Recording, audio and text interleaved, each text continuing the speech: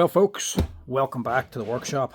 Today we've got something a little bit different for you. This isn't a standard repair. This one has a bit of a backstory to it. So this is a Euroboor magnetic drill and for repair, and it's not just a straightforward one this here. So this one is actually a courtesy repair, courtesy of two different places. So we're going to see what we can do here. So the gist of this here is that it's basically brand new. It's only a few months old and it's failed on him. Yeah, it's broken and he's left it on back end here. It's bought and sold out of our shop here, so it's landed back here for repair. It's broken and it's still under warranty, so we've actually sent it away for warranty, and now it's back again, not repaired under warranty, and now I have to fix it. But it ain't as straightforward as that there. It's never as straightforward, so we'll do is show you the crack in it, because like I say, there's a bit of a story. So this thing still has the price tag on it, €545. She's a Euroboor magnetic drill. A nice wee compact machine she is. It's definitely a nice wee machine, a nice size and heavy enough. Get rid of the box here, just need the machine. And I like the box in these things too, because they come with a double handle. So even if the clips break, whenever you're carrying it, it still doesn't drop open. But this here's the problem. Broken machine. Like I say, it ain't as straightforward as Euroboor wouldn't just fix it, because this isn't a straightforward repair, as you can see straight away from this bit of damage here. Customers left it back. Now, it's not the customer's fault either. He's a steel fabricator. He's quite a few people working for him. It's not like this broke. He knows why, and he just chanced his arm leaving it in. Probably one of the boys working with him had an accident with it and just didn't say anything. They just said it was broken. So he's left it back for repair, and we can tell straight away that this didn't just fail. So this is actually a drop problem. It's cracked down here, look. So it's not just failed on its own, it's failed due to operator error. Somebody's dropped it and cracked the frame. We knew this already, but instead of us trying to just say, no, there's no point in sending it away because it's operator failure, we just decided to just leave it up to Euroboor. So we just sent this away for a warranty repair to Euroboor anyway. Not sure what the conditions of that was. I don't know if they pointed this out or not. We just sent it away. But they obviously can see as well it's been cracked, and it's not just a crack due to failure, it's a crack due to a drop. So they've actually sent it back, not repair. But in fairness to Euroboor, they didn't just send it back and say no, they're not fixing it. What they did was they said they'd meet us halfway. So they've actually supplied the part. So they won't fix the machine under warranty because they can't. The machine didn't fail, it was dropped, but they are good enough to actually supply the spare part for it. So they're supplying the part for free, and because this is a good customer of ours, we're actually going to repair it for free. So it is still going to be covered for the customer under a warranty, but it's under both companies basically. They're supplying the part and we're doing the labour. So we're meeting each other halfway in this one to keep this customer sweet, because like I say, he is a good customer. But he probably didn't realise what happened here. He just knows that there's a crack and has assumed the thing's cracked due to pressure, but this kind of crack doesn't happen due to machine operating. It's going the wrong way basically. So as you imagine, when you're cranking this down, boring it down into the steel, even if you're leaning on it and really forcing it with an absolutely blunt bit, it would actually crack down here. If you're forcing it too much, it's not going to spread up this side. It's actually going to compress because she's going to be pushing this side up. The only way for it to crack here is if it gets a knock and pushes it back this way, like this. So it's actually got a drop, and she's landed there, and she's pushed the whole motor back and pushed these rails back and cracked this aluminium housing here. So it is failure due to a drop, not to machine failure or the brand or anything like that there. But the brand is good enough to supply the part for free. So this here is going to be a courtesy repair, technically as a warranty repair. So we're going to fix this thing up by actually replacing the whole aluminium body, and I'm hoping it ain't too complicated to repair. But I'm not going to take it into this thing because I've never worked on these things before, never had to repair them, especially under warranty. So let's see what we can do with this. First thing, look at the part. There's the number there if you ever have this problem. Magnetic drills, this can happen because it's corded. These come with a chain or a strap normally, especially if you're using on the side of a steel girder or upside down or something. Even if you're using them straight down, just sitting, they're held in place by a magnet. So if you're drilling steel or a girder, you put this down, you switch on your magnet, it sticks to the steel, so it's working like basically a puller drill right on the girder. So then this drills into it. It's a great setup, but if they lose power at all, even just for a split second, that magnet stops. It's an electromagnet. Once the power goes, that stops, and the machine will just literally spin and fly off, because this will still be moving. The magnet lets go, it will just literally whip around, break the bit, and the machine will go flying off. And if it's upside down, it's going to land on your head basically. So this can happen, especially, where did I see it?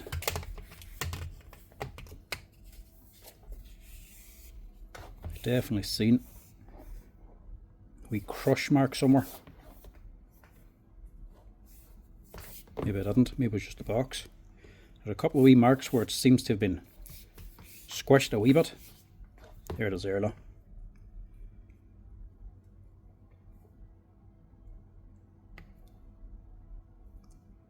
I would say that's got something dropped on it. Somebody's dropped something else that could potentially be broken. Might have to see about replacing that lead too, don't know. But if it loses power at all, that's what happens. The magnet lets go and the machine just skates off on you and goes smash into the ground, and normally breaks these here. So these here are the V-rails. These are good because they're on the steel V-rails and not just on the aluminium body. Some of them just have an aluminium frame and then brass inserts for them to run on. So it's just the aluminium frame holding the pillar head on, but this is bolted onto steel rails as well. So these V's meet another set of steel V's here. So it's a good solid build. The only one better than that is the one with the steel rods the whole way up. They're a bit more secure and they're less prone to this kind of breaking. If they do get a drop, they're a wee bit more rugged. But there's nothing wrong with this one. This design, this is the most popular design for a magnetic drill. So if it happens to you, that's your part number. If you ever have one of these Euroboards it happens to, at least you know if it happens, you can get the parts and get it fixed.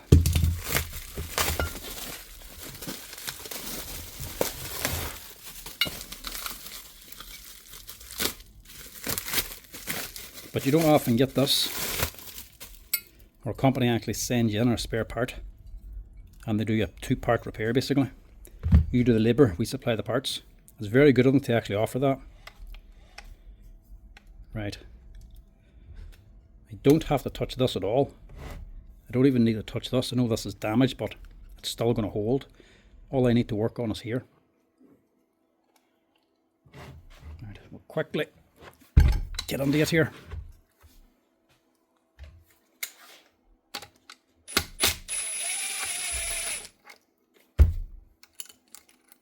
This just holds on this here.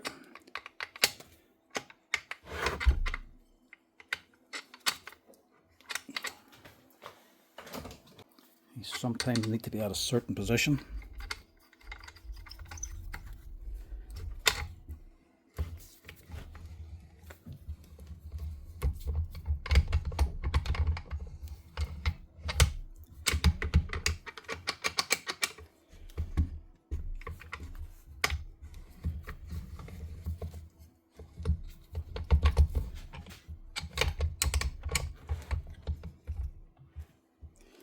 Now, why will that not come out first thing? First problem.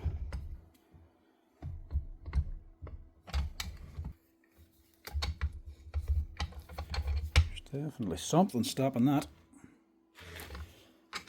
I don't know what. It's a good start.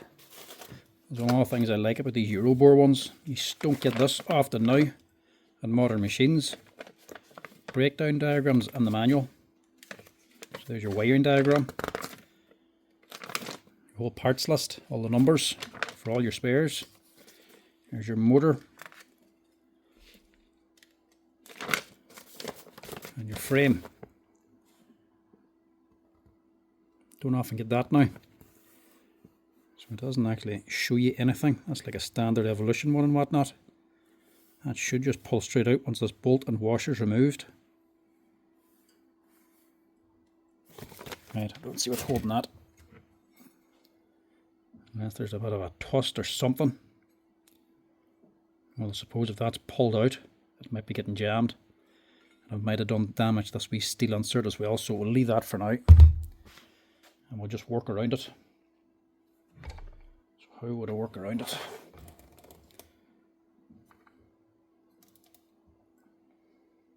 I don't want to take off the whole motor. take off this rail, but I can't get to this one.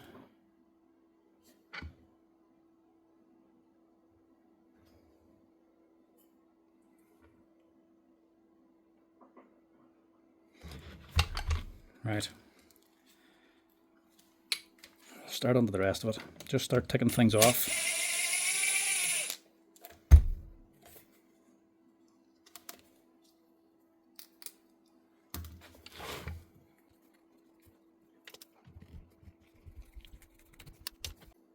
Leave that where it is. I'll leave that. Hoping this isn't damaged. You see, this is a bit of a gap down here.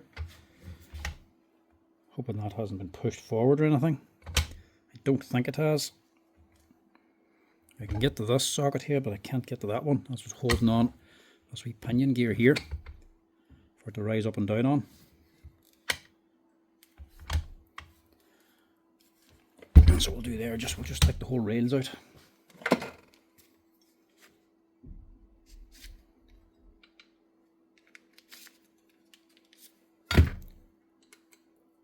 So we can access these. Is actually holding on these steel inserts here. Just to remove them anyway.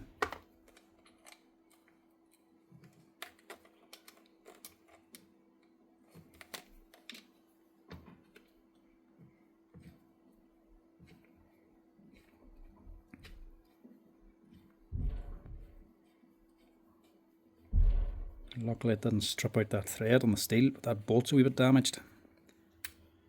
We need to replace that one, which is a bit crooked. And we got two more down here. Plenty of bolts holding this here on actually. 4 socket heads low.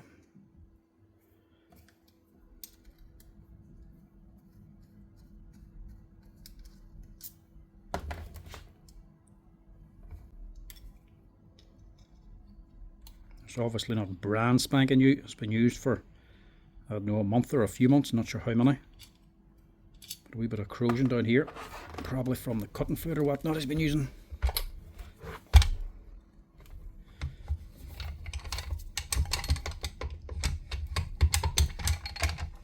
No. More bolts.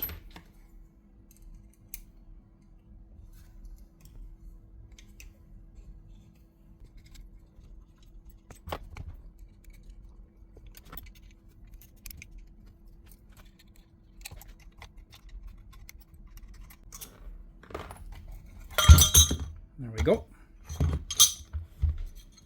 It's the wrong way, but it works. Now that's out. So what is this here holding it on? Give it a wee clean. Hopefully it'll go back in a wee bit easier. So I'm going to get this wire out now. And here's going to be the awkward bit. Rewiring the thing.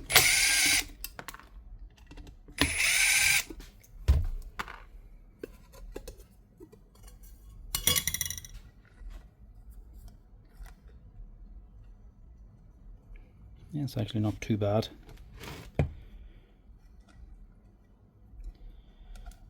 Point is to just take note of your wiring. Take good note of where everything's going. So you've got your normal on-off switch down here. There's your power coming on, your lead here coming on. Nice clamp on the lead too, so you can't actually pull this out, which is always a good point. You've got your power coming on, it's going on to this here on-off switch, that's what's powering your magnet. And then it goes over there to your on-off switch, so this is an electro start on-off switch. So it's just a toggle on-off switch, but there's a wee solenoid built into it. When you switch it on, it energizes the solenoid and keeps it on. So as long as you switch it on, it runs, but if you lose power at all, it automatically loses the solenoid and goes to the off position. So you can't switch it on and leave it running. Same as any good quality magnetic drill. So that's the wee electro switch there. And it's only just 5 connectors in that. And then you've got a wee board then. So then part of that there is going to be your bridge rectifier to turn your AC into DC, so that your magnet has constant magnetism. DC direct current power, so it's not on a waveform, a solid line, so it's on constantly. It's not switching on and off. This thing wouldn't work if your magnet was getting any sort of AC at all. It has to be DC. So that's the main thing that's doing, probably doing a wee bit of control in there as well.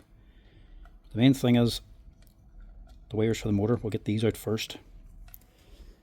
I'll also just get a good picture of it. Just for later, we go to rewire it. So your neutral is coming on down here, going to your switch. Your live is going to the other side, so this side's live and this side's neutral. So your live is going to your motor and to the purple. So that's just a wee split joint there, so there's two spades going onto the one. So one's going to your motor and one's going to your control board here. That's both your live. Your neutral is going to this side, which is going to your switch and your capacitor, noise suppression capacitor, and also blue to your board and other side of your switch here as well. Is that right? Obviously it must be. Both neutrals are going to both sides of this. Oh yeah, live's coming up here, so this one's going to straight to your motor. So this one turns your motor on directly, and then this one is going to your controller as well.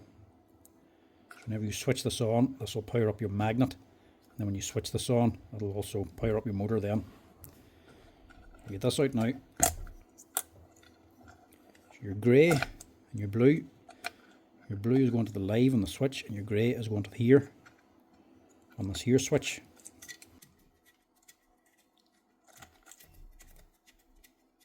These two out, I can get rid of this lead and just hold motor unit to one side, so I can just focus on this now.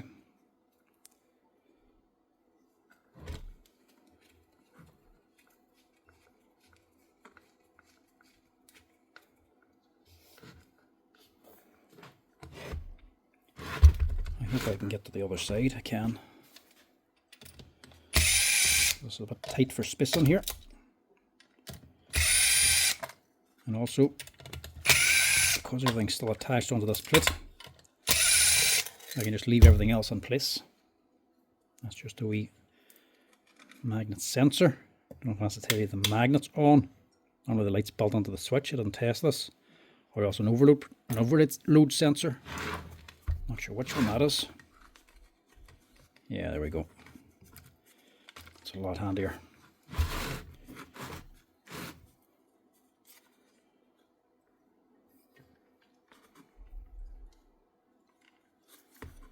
So our magnet is going up onto here, and your lead down here.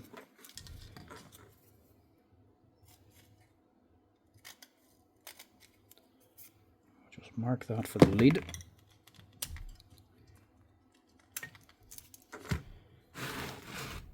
Should be an earth.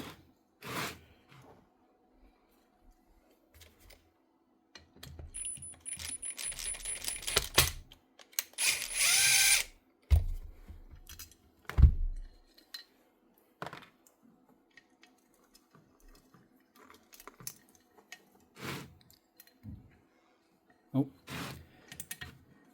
it's the big clamp as well, don't forget that.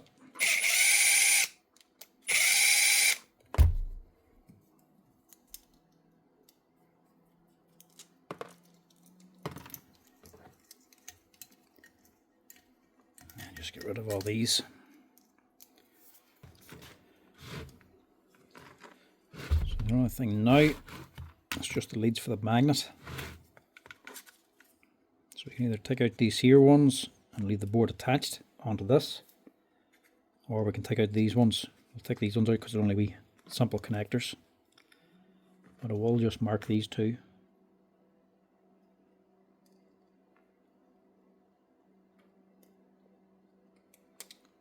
Excuse my writing. So double black and single B.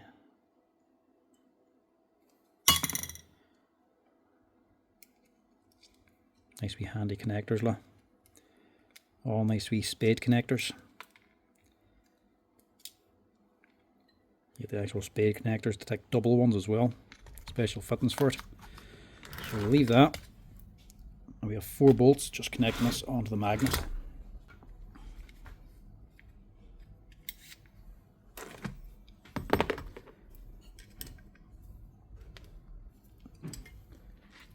Just be careful of those wires because they're not exactly heavy duty.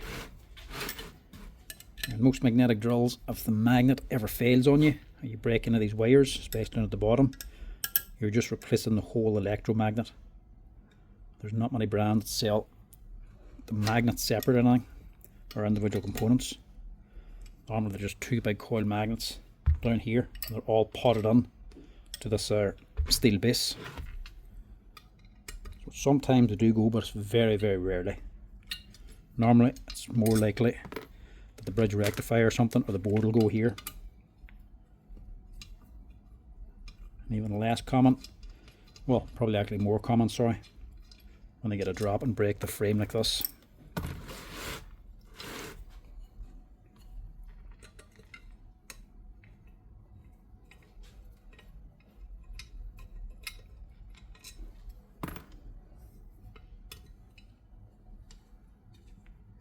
And let's remember these grub screws as well. I'll say they'll not be in the new frame.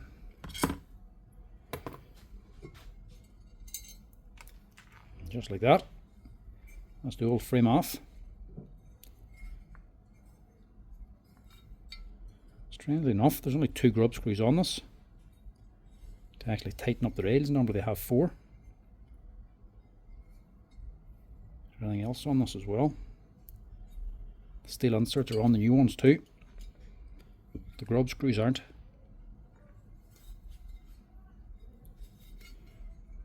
I wonder if that's a different part actually. This definitely feels a little bit heavier. Maybe it's just my hands. Left hand against the right hand. They're identical. This one's got an upgrade or something, but I don't think so. Right.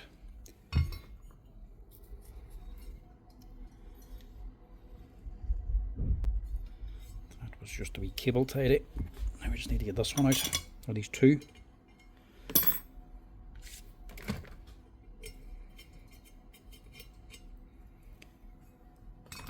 These are what's just got onto these here steel rails.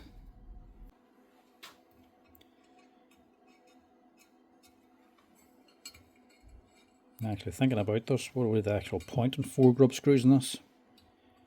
It likes the evolution in that. They just have wee brass inserts so it can bend. These are solid steel. So really, 2 is all you really need in this. You only need 2, but if I have them, I'm going to just stick them in anyway, just to fill the holes.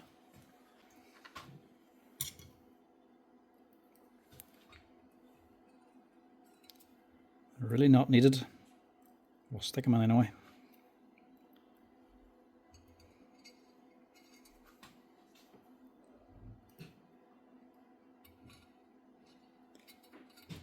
So that's it.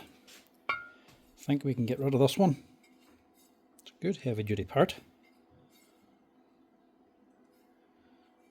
Not sure which one. No, it's a cast, yeah. Solid cast part, and then machined out then. And 2 wee steel inserts put onto here, so that your actual handle's not rubbing on the aluminium, because it would obviously just wear out. Not bad, but ain't going to survive when it takes the brunt of the machine falling on the head to bust the side of it.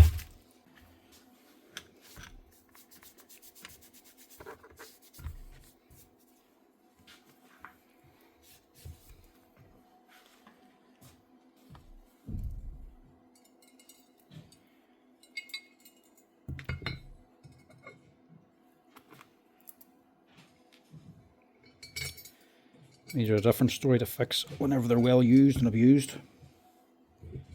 But these things can get very grubby. You can imagine all the cotton fluid getting on them and that. They can get very difficult to work with, very slippery. And all the swarf, bits of cuttings in from the metal, all stuck in through it too.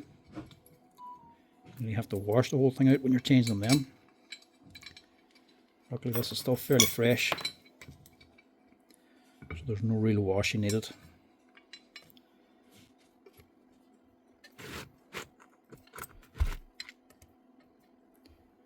Also got a new light above the workbench here.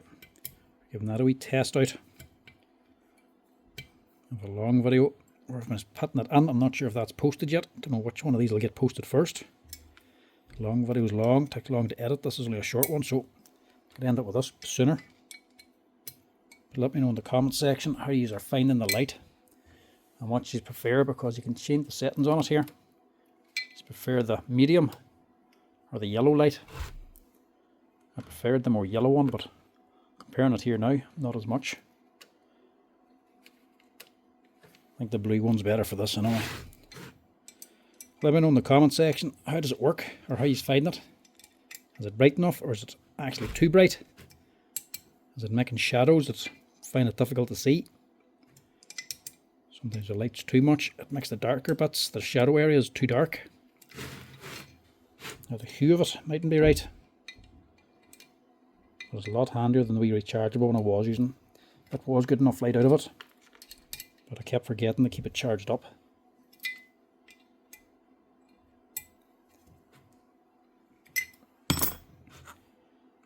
Right. What way were we now?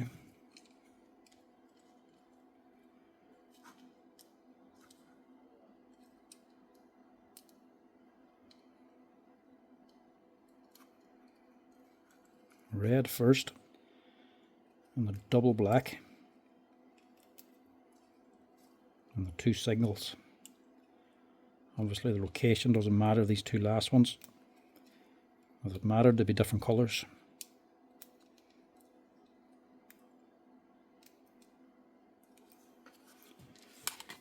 Stick them in.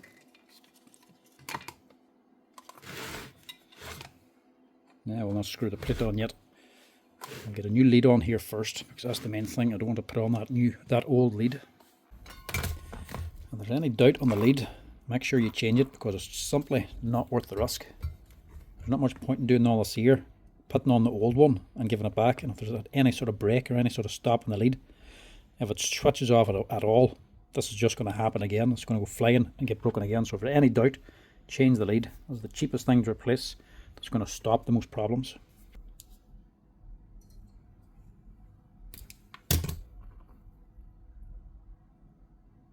Screw a round connector for the earth. This does have an earth lead to ground the body of the machine, and has to be screwed onto the side. And then with two right angle connectors. These can be awkward sometimes if you don't fit a right angle. You might not have the room to get the wire in, because it's a small compact machine. The straight connector will be too big and she'll just be hitting into the body. So if you have an angle connector fitted, you have to fit an angle one. They don't fit these things for no reason. I only have these here ones, and I don't have the wee special crimp for them. I simply have the standard wee crimp. So I'm going to reinforce it with a bit of solder as well. Crimp it on, then solders, just to make sure it doesn't budge, because the actual crimps do a harder, better hold. These aren't the right thing, but they'll do the job. Just make sure all your wee ends are in there.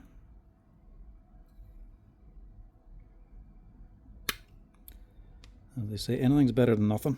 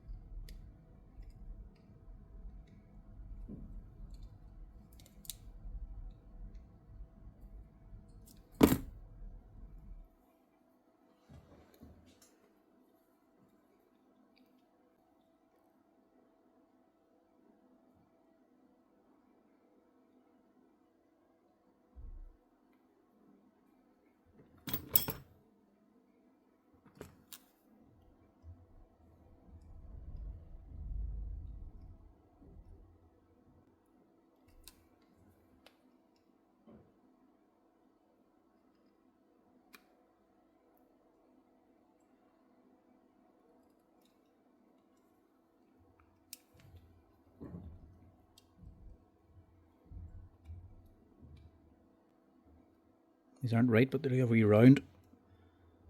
That does allow you to get a wee bit of a crimp on it. Fold it round, but it's not the strongest of folds.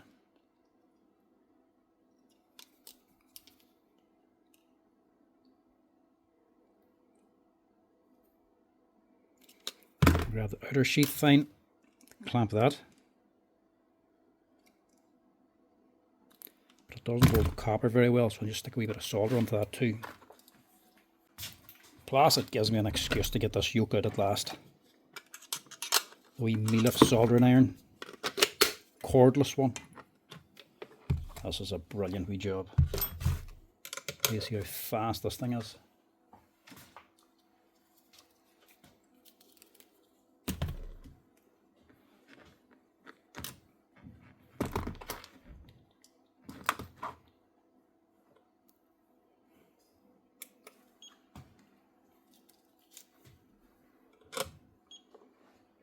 That's it heating up there now. Already smoking. Have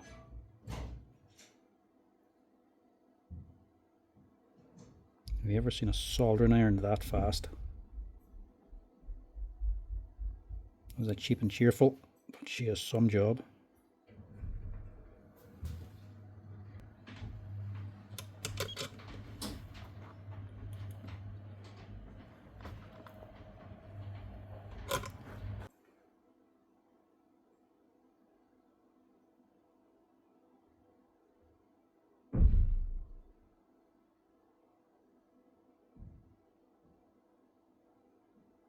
Now, that'll hold nicely. Oh, automatically turns off too when you put her back. Switch it off and let her cool down.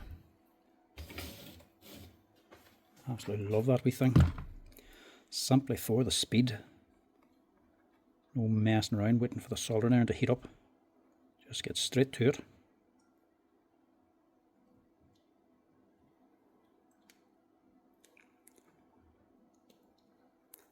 Stick on your wee silicone rubber booties. Keep everything covered. And we're good to go. This is where I like to solder them because this is a wee bit hard to get on.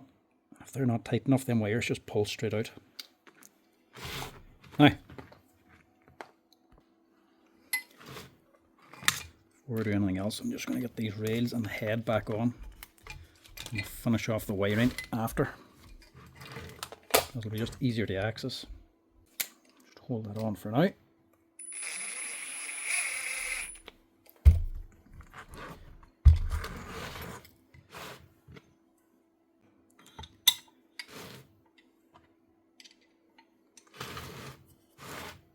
Another way. Well, I forgot to replace that bolt too. I'll have to go up and get one of them. Just a bit of damage there too, look. From where she got the drop. So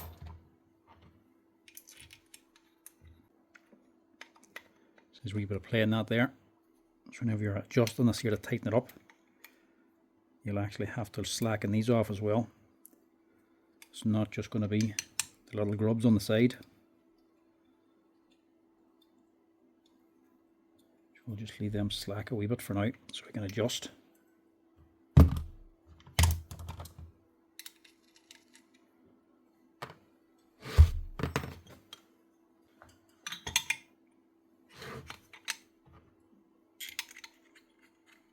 And you're only adjusting one side.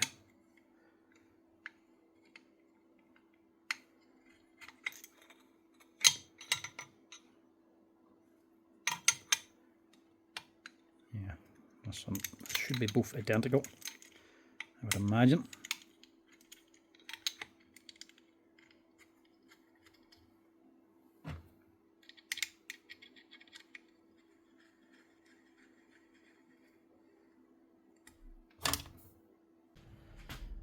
Now the two new socket heads we need.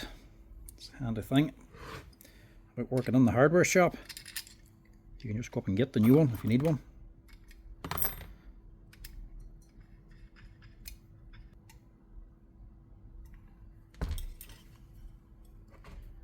This is the one that was damaged, isn't it? Yeah. So that screws on ground. The rail itself isn't actually damaged or bent.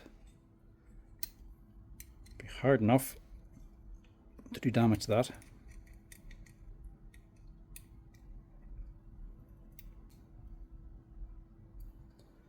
I'll just leave this one loose. We'll adjust that then if we get the head on.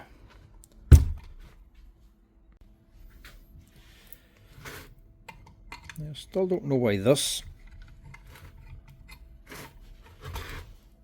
There's why. The actual steel rails get in the way. That's why it wouldn't go on, or wouldn't come out. Look.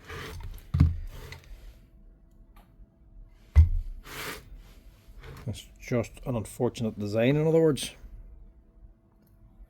So what they should have done there is actually just cut a slot off, or else just widen this body just a smidge, because she's just getting snagged there. Look.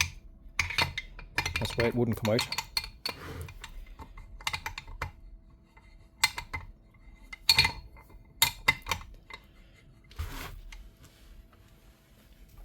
It wasn't the fact that it was that was dropped. So we have to slacken these off to actually get this on. In other words, back out again. Or at least just slacken them. That's able to move out. This can then slide on. There we go. That one there's still a wee bit on the tight side.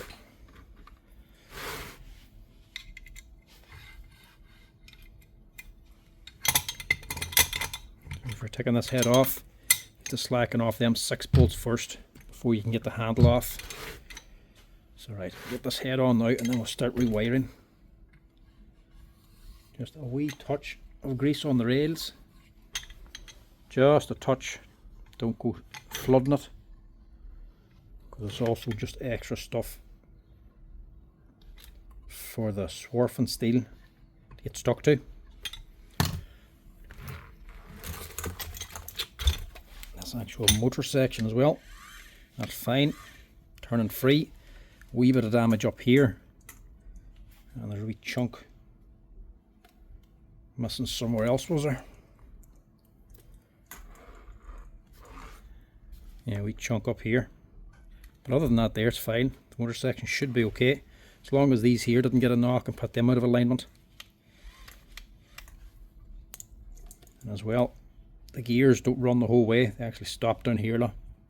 So you can't just wind this here thing till the whole head just comes off. It only goes to here then stops. I have already just cleaned this down to get rid of some of the swarf. Drop that on now.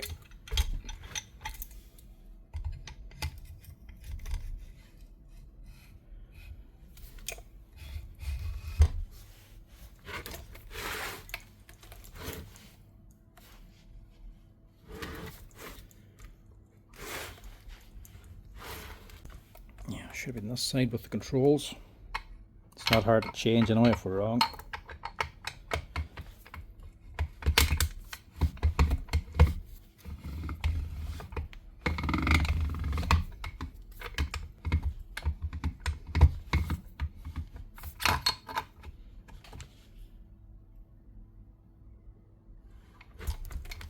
Sounds a little geary in that there ratchet and pinion.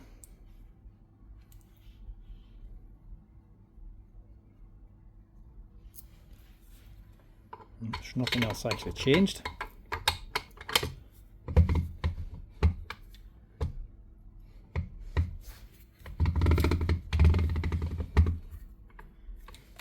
No, that's whenever I put that on there.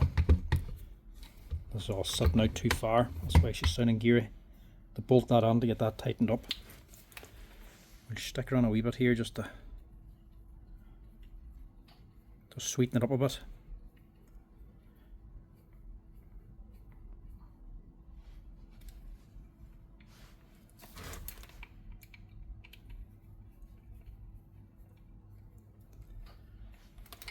Actually tighten this side up completely because it doesn't need to be free. I want this side free so I can tighten up them grub screws to make sure she's not got any play whenever she goes up and down. much better. You don't want this moving too slack. So if you raise this up and it just drops straight back down under its own gravity, that's not what you want. That means up here has got too much play, so it'll be moving back and forth. So if you're drilling, if it's moving up here, the bit's going to move down here, and there's any play on these here drills, whenever they're actually drilling through steel, they'll just nip the actual cutter head itself, break some of the teeth off. Not what you want, because the cutters for these here are very expensive.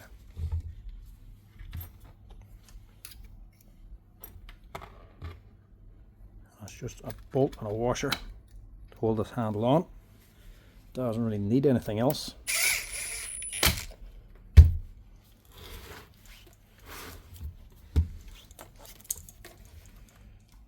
Right, we'll leave that for now. Get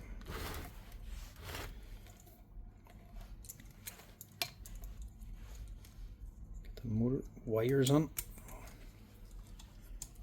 Screw this on, and then we'll wire them in.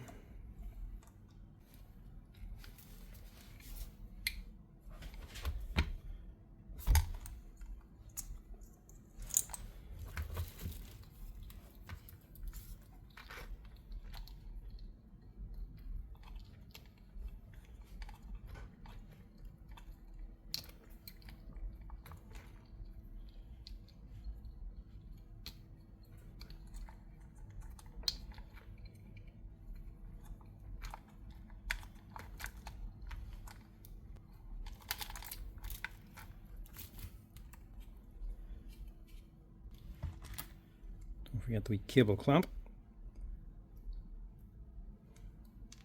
Be surprised how often this is needed, even though it's a magnetic drill. And really, you never want to do any damage to the cable, but you'd be surprised how rough people are with them.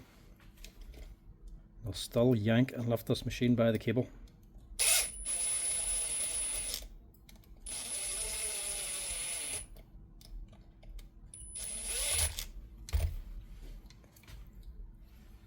That's the wrong screw.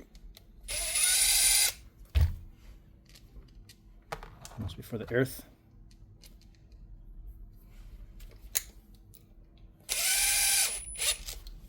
It just guarantees it can't be pulled out through this hole. That's all it's doing.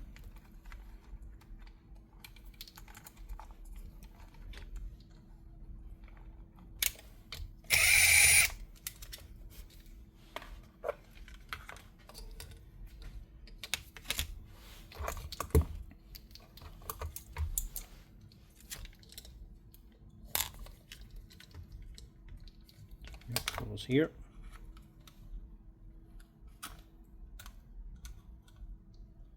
Make sure these here covered grommets, you're actually getting into the crump, and you're not just sticking the spade in between the crump and the cover, which can very easily happen.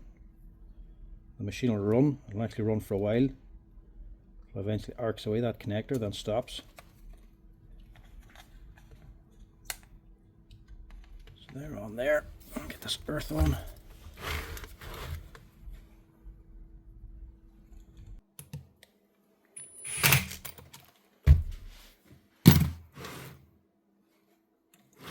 That's just the motor leads in.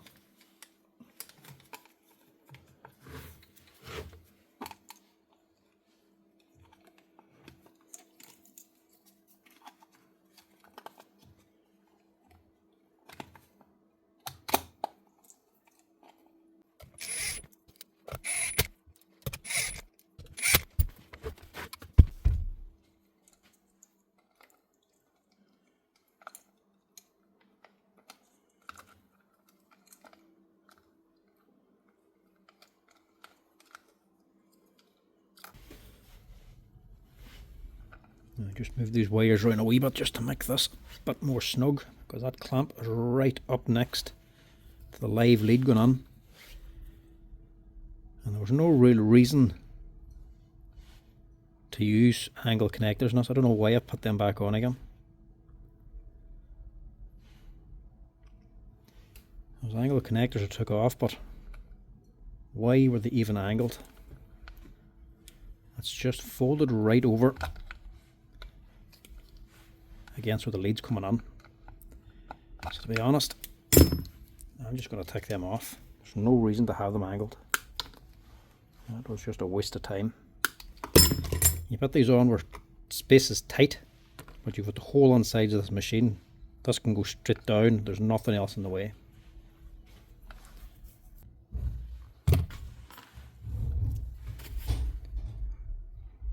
Nothing like doing the same task twice.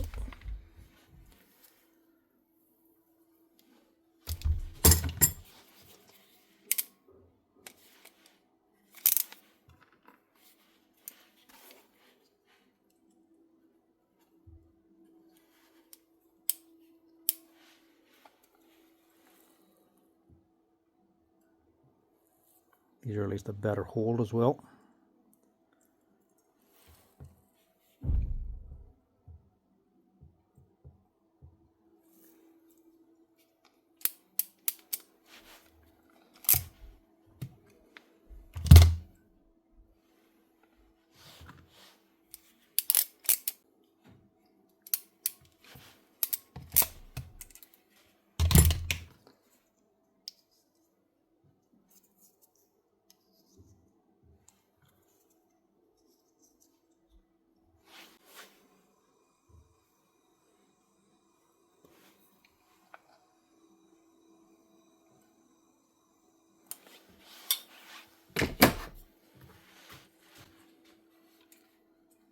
Now, that'd not be better.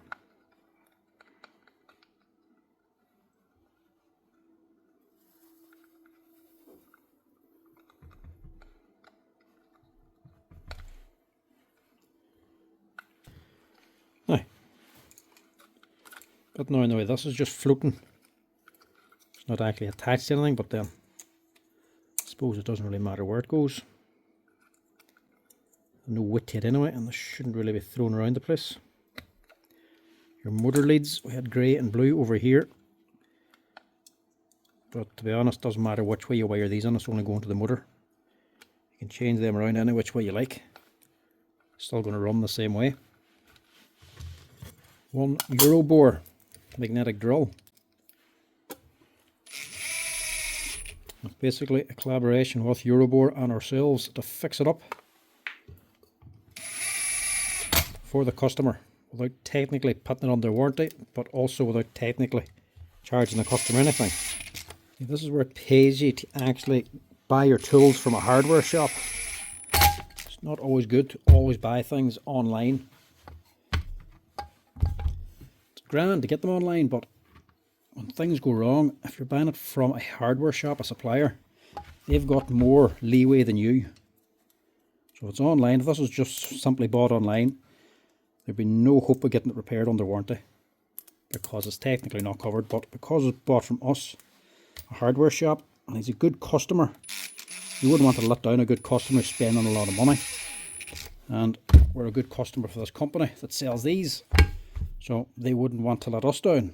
So you're able to look after your customer because the hardware shop has more leeway with the manufacturers. If there's a problem, they'll normally try to work with you in some way.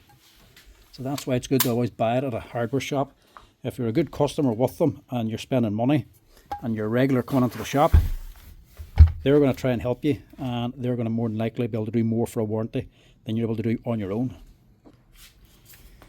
Which I know I to keep banging on about it, but that's another reason why I don't like Milwaukee stuff.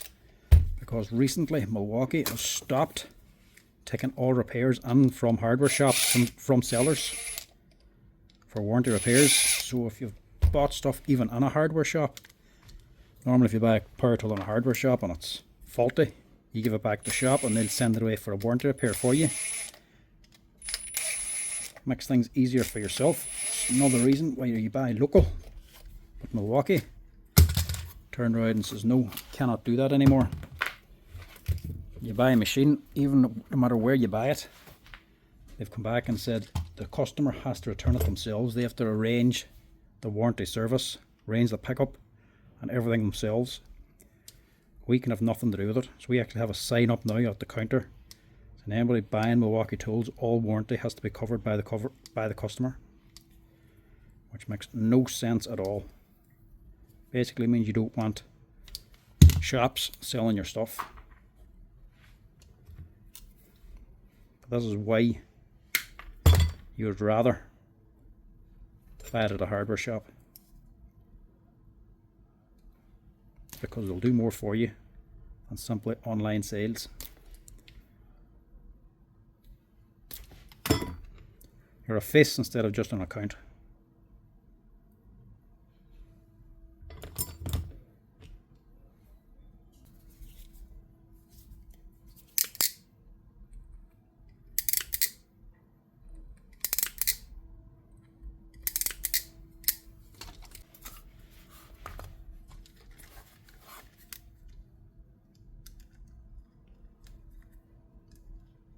And this is an earth machine.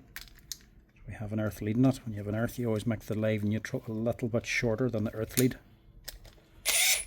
Simply just in case somebody were to give it a yank and pull the cables out, they'll disconnect the live neutral before they disconnect the earth. So even if they do pull on it, the earth's always still going to be connected, because there's a bit of slack in it, you see.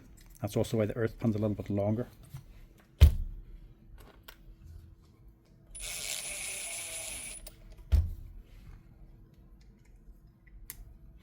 But it's not often you get one on like this here. And it's not often you get a manufacturer or supplier that looks after you like this. I mean, really, Euroboor did not have to do this. There's no reason for them to do it, apart from just being a good company.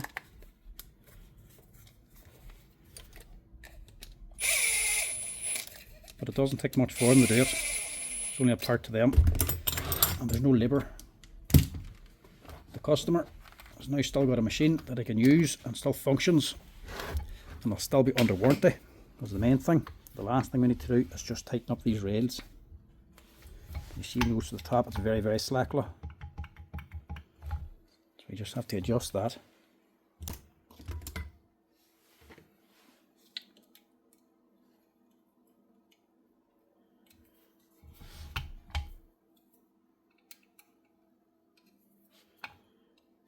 Doesn't take much. You don't have to tighten these on. When you tighten them on, you're just basically clamping the rail on.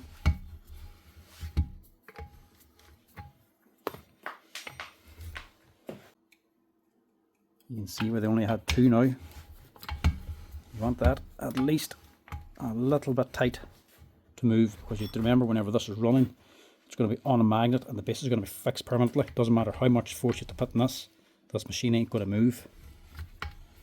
But you want it solid.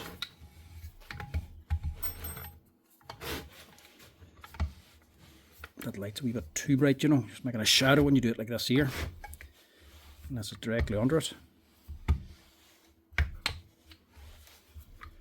You want it tight enough so there's no sidewards play, so the cutter is kept solid the whole time. I think that should do. I'm just going to give them a wee sweeten up. Some of the other brands likely have longer grub screws that actually come all the way out past and have a nut on them as well. So you actually tighten them up, and then you tighten the nut to lock them in place. These here, because they're on a steel shaft, they don't really be as secure. See, these are just basically setting it into position where you want it. And these here ones, these three sockets in, locking into position. So now technically, these won't be doing anything.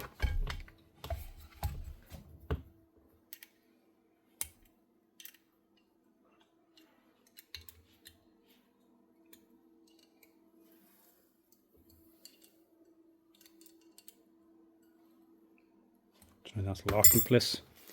But it can't move on, and it can't get looser because of the grub screws.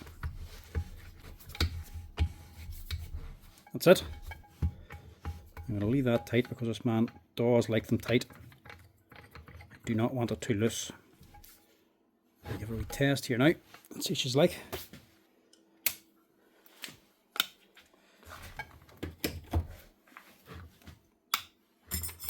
Magnet on.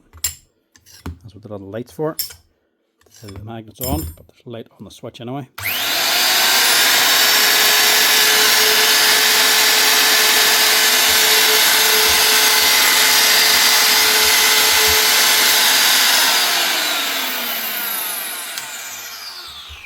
It's actually a nice enough wee machine. Not a bad sound out of it as well. Not too big. Not overpowering. Good power. And a good magnet. You can get them very tall. Just not a big massive expensive one. It's only what did I say it was, $5.50 or something like that there. You get much better machines like the fine machines or something, but you're also looking at 2 or 3 times the price. That is this wee Euroboor. The Euroboor ECO32 up and running again, with the body sent in from Euroboor for free, and it actually rebuilt again from us for free to get this customer up and running. Had a drop, it broke the frame, but he's still not out of pocket because he is a good customer. So that should keep this man nice and happy. Hopefully next time he used the chain. So that's what that's for. The new lead as well. Hopefully it won't happen again.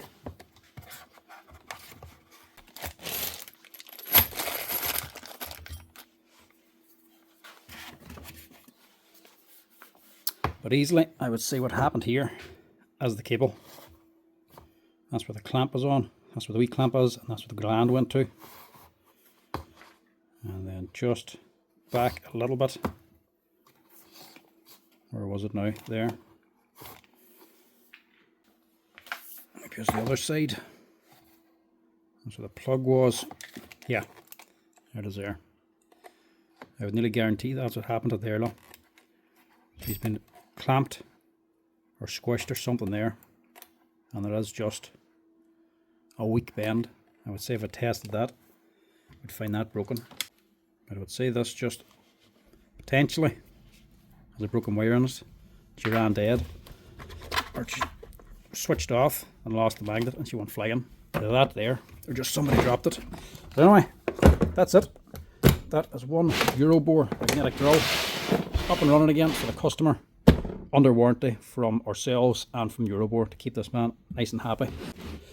Anyway, that's it. It's not often you get a repair like this. You only get it the odd time for customers and manufacturers like Euroboor that'll actually look after you as well, even when something's not covered under a warranty. But anyway, folks, that's it. Thanks for watching. As always, if you're liking the videos, make sure to hit that like button, and if you want to help out the channel, make sure to hit that follow button as well down below. But till next time, folks, I'll chat to you all later. Cheers!